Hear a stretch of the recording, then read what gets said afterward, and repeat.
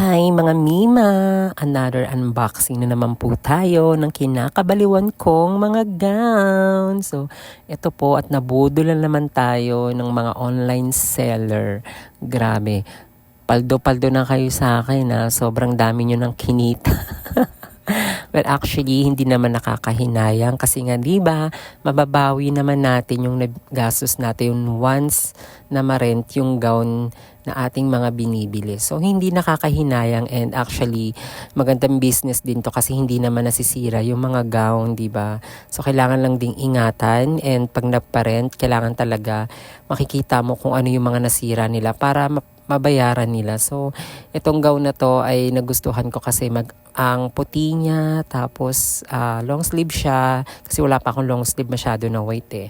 Tapos, super kinang niya kasi glittery siya and napakalinis, 'di ba? Almost brand new din. So, ito pa yung itsura nung gown na to nung in-order ko sa online seller and nakakatuwa kasi meron naman akong panibagong gown sa aking mga collection.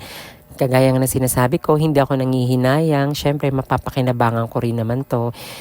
Pag na-rento, mababawi natin yung gastos na pinambayad natin sa gown na to. At syempre, another dagdag sa collection natin. So, thank you God sa mga blessings and maraming salamat po sa mga binibigay ninyong biyaya sa akin. So, thank you so much and maraming salamat po sa pag-watch ng aking mga reels. Medyo nabubulol na talaga ako. Ang hirap din talaga namang magsalita palagi, di ba? Thank you po and see you po sa aking mga next video. Maraming salamat po sa mga client dyan na gustong mag-rent ng gown.